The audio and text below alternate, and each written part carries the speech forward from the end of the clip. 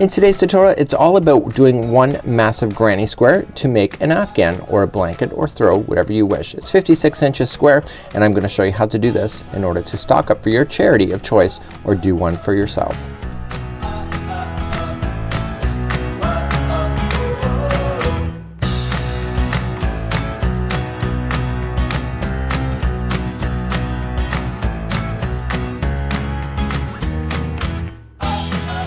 Welcome back to the Crochet Crowd as well as Yarnspirations.com. I'm your host Mikey. Today we're going to work on a massive granny square together. It's relatively simple. You'll see that the instructions are pretty easy to look at because once you understand this pattern you can go as big as you need to go. So it's asking you to stop at 56 inches square or if you're doing something for like charity or for yourself, but you can stop at any point, even a baby size, once you understand this pattern.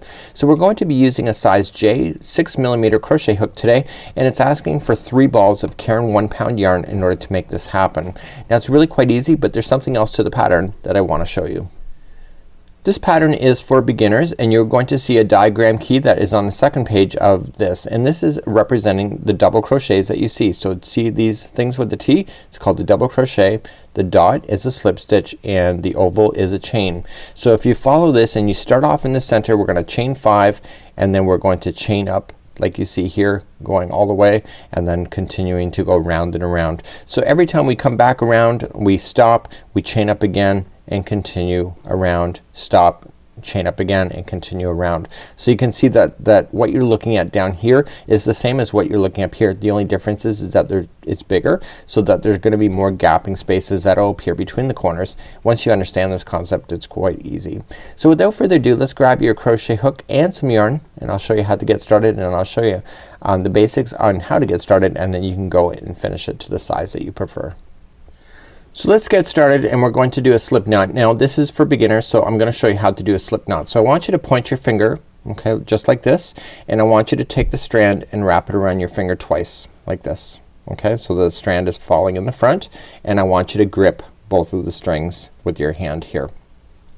This is the back of my hand, this is forward, so you take the back, move it up over the forward but not over top of your finger.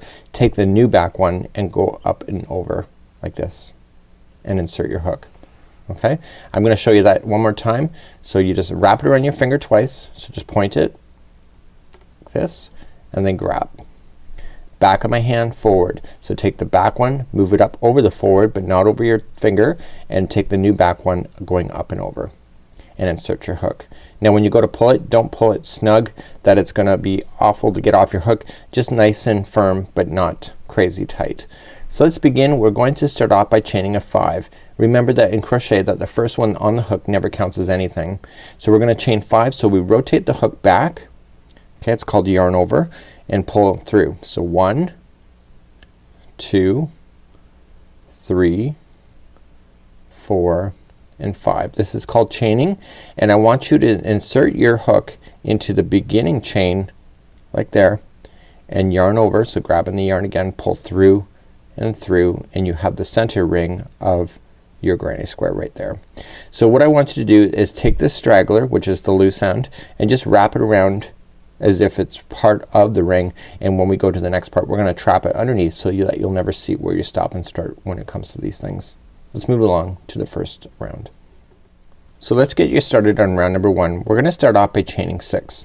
So we're just gonna chain 6. So 1, 2, 3, 4, 5 and 6. So just as a clarification, the first 3 counts as a double crochet and the other 3 count as a space in the corner. So you just have to visualize it kind of bending over. It'll make sense in just a little bit. So we're going to put in 3 double crochets into the center of the ring. So just going right into the center. So wrap the hook into the center. This is the straggler. Just leave it down on top of it so it gets stuck underneath, and just double crochet.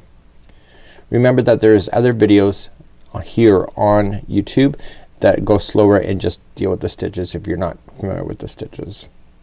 So you're gonna double crochet 3 times, then chain 3. So 1, 2, 3 and double crochet back into the center ring again for 3 more times. So 1, 2 and 3. Then chain 3 again. So 1, 2, 3 and then double crochet back into the ring again. So every time you're doing a corner, it'll always be the same rule. There'll always be chaining of 3. Just remember that, okay? So we're coming up all the way back around. You can see that there's 1 side, 2 side, 3 sides. This is part of 1 side, but it's not the complete, so I need to chain 3 first to make the final corner, and then double crochet only 2 times, because that chaining of 6 counts as one of them, and it'll make sense in just a moment. So what I want you to do is that I want you to slip stitch to the 3rd chain up. So 1, 2 and 3. Insert your hook into the 3rd chain and pull through and through. So now you can see you have all your points. So because you've been burying this one in the strand, you can just take your scissors and just safely cut those out, okay, just right now, and then you'll never see where you started at this point. So that is the conclusion of round number 1. So let me move you to round number 2. In round number 2, in all rounds, we always have to slip stitch to the chain 3 space. So we just go right into the space, yarn over, pull through and through, and that'll move you into that space. And I want you to chain 6 one more time. So 1, 2, 3, 4, 5 and 6. Like it was before, 3 of them are the double crochet and 3 of them are the chain 3 space. Now coming back into that same space, you are gonna add 3 double crochets. Okay, so 1, 2 and 3. So for clarification, when you come back around the other, see how you got 3 here but you only have 1 here, you'll finish it off by just finishing that there. So I call this the runway. It's the space in between the corners. You always are just gonna chain 1 in between the groups of 3, and then in this case we're running into the next corner. So all corners will always be the same with 3 double crochet, followed by chaining of 3. So that's your corner, 1, and then 3 double crochets into the same space.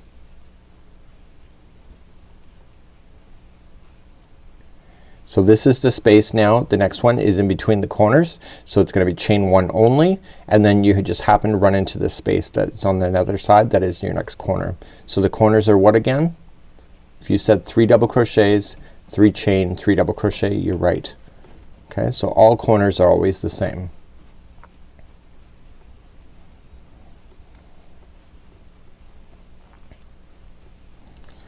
Okay, so now you're in the space between the corners, always just a chain 1, and then you just happen to run into the next corner again. So the next corner, again 3 double crochets, 3 chain, 3 double crochet. So the only difference between this round and all of the rest of the rounds is that there's more space that ends up between the corners.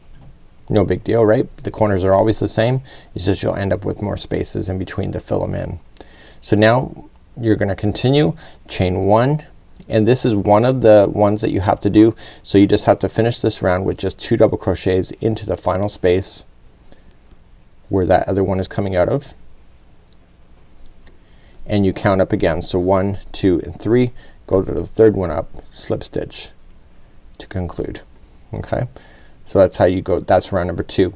So I'm gonna show you round number 3. Round number 3, the only difference again is that there's more spaces. So you see that you have a space now in here, so they're just gonna be adding more and more spaces as we go. Let's move up to round number 3.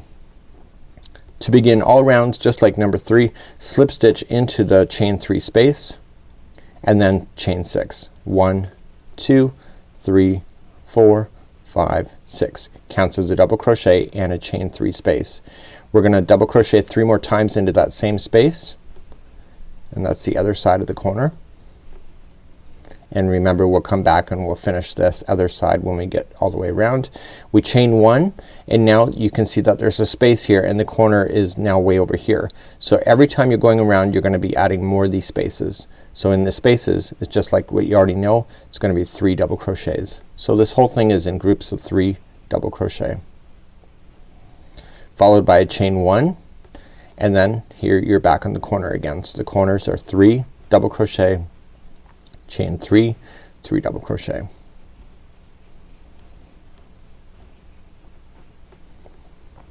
Okay, and now we're ready to move along the side again. So we chain 1 only, come into the next space available to you. It's another 3 double crochets,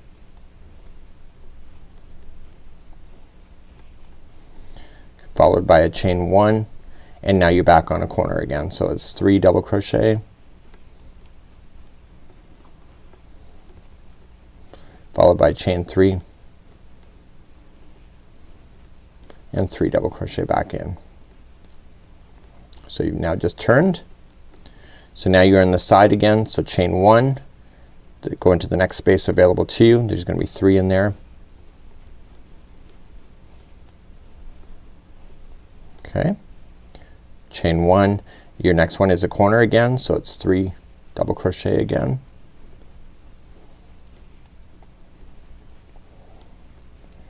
So these kind of afghans grow really quickly if you're doing any of these kind of projects. A lot of people do them because they do go quick.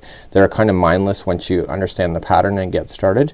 So now that you got that one in, chain 1, and you're coming into the very final, you can see that this is already starting on this side. So there's gonna be 3 in this final gapping space. So as I said, a lot of people do these because they're really quite mindless and they're easy to do and they're really quite quick. So chain 1, so the chaining of 6, that's one of them. So you just have to finish this round off with just putting 2 double crochets only into the final, and then slip stitch to the which one. If you said the third, chain up, you're right. So 1, 2, and 3, slip stitch. Okay, so this is how you would complete something like this. It's really quite easy. So the next round is identical.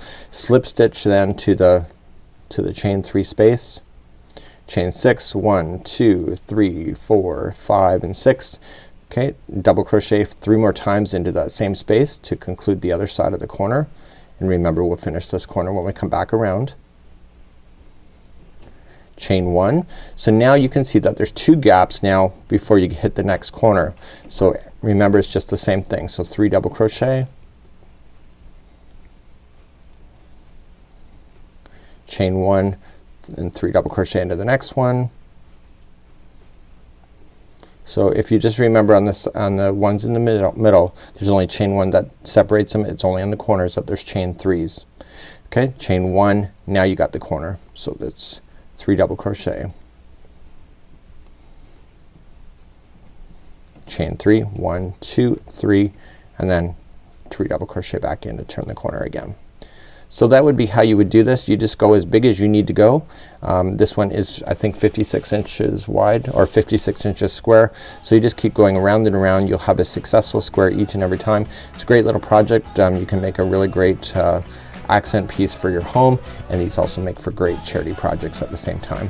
So until next time, I'm Mikey on behalf of the Crochet Crowd as well as Yarnspirations.com. Have a great day, and we'll see you again real soon. Bye bye.